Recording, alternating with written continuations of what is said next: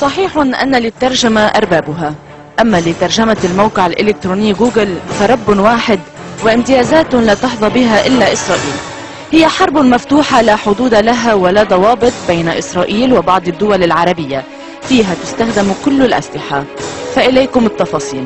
جوجل أساسها بأمريكا والسيرفرز كلياتهم بأمريكا، يونايتد ستيتس. فتنا على ويب سايت جوجل بنحط ترجمة، إذا كتبنا إسرائيل will die بيطلع لنا إن إسرائيل لن يموت. أما إذا حطينا لبنان will die بيطلع لنا فإن لبنان يموت، رح يموت.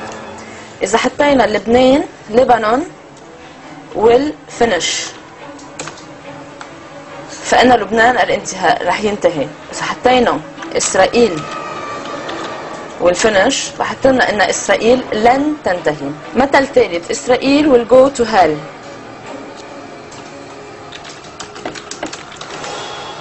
بطلعنا ان اسرائيل لن يذهب الى الجحيم. اما اذا حطينا لبنان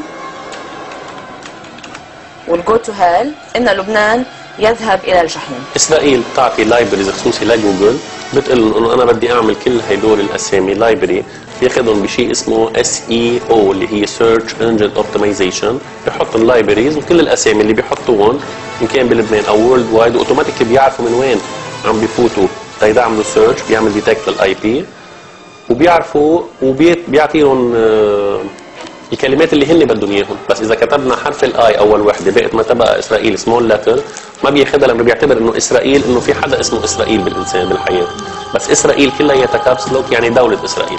هيدا بنترجم من الانجليزي للعربي. اما اذا حطينا من العربي للانجليزي موشي ديان رئيس الموساد السابق الاسرائيلي لا يحب السلام، بيحطوا لنا بالانجليزي موشي ديان فاصله not a peace loving.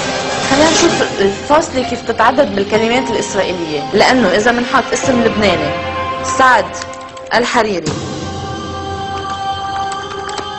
لا يحب السلام، بنلاحظ سعد حريري does not love peace.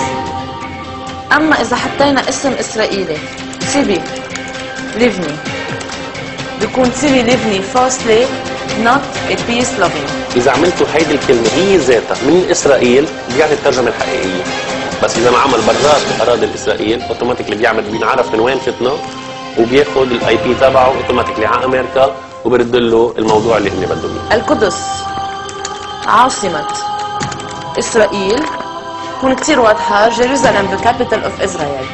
أما إذا حطينا القدس عاصمة فلسطين المحتلة بنلاحظ كيف الترجمة والفاصلة تغيرت، جيروزالم فاصلة capital of occupied Palestine. في طريقة إنه نرفع شكوى لجوجل؟ ما بظن، لانه جوجل مثل ما بدها بينعمل، وبعتقد نحن بنعرف كيف عم بتصير الاشياء. هذا الموضوع قد ايه صار له على الانترنت بهالطريقه؟ من وقت ما خلقت الانترنت. في عالم سالتهم قالوا لي بتبقى بالغلط. ابدا ما في شيء بالغلط. عم تحكي اهم سوسايتي واهم اورجنايزيشن بالعالم وورلد وايد، هيك اشخاص ما بيغلطوا ابدا. مقصوده جدا. سيرج براين البالغ 39 عاما ولاري بيك 38 عاما، شابان أمريكيان من أصل يهودي أسسا محرك البحث العملاق جوجل عام 98، حتى بات جوجل يسيطر على العالم كله، فيتحكم في معلوماتنا وعقولنا وتوجهاتنا وأذواقنا وأخيرا بمستقبلنا. Let me ask you a question that it is politically correct to ask only in Israel. A company that the two founders are Jewish, the first employee, if I recall well, was Jew. Many of the seniors are Jewish. Does a company like this have a Jewish character?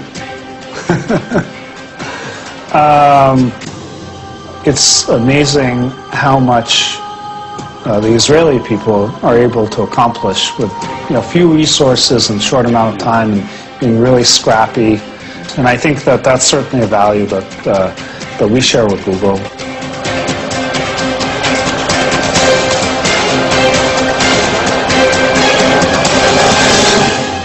إذا كان سياسيو إسرائيل ومفكروها يدركون قواعد اللغة العربية بالمقلوب، عندها يتضح لنا سبب هذه السياسة العدوانية والحمقاء تجاه كل متكلم عربي، لأن الجميع على ما يبدو يفهمون بالقلب.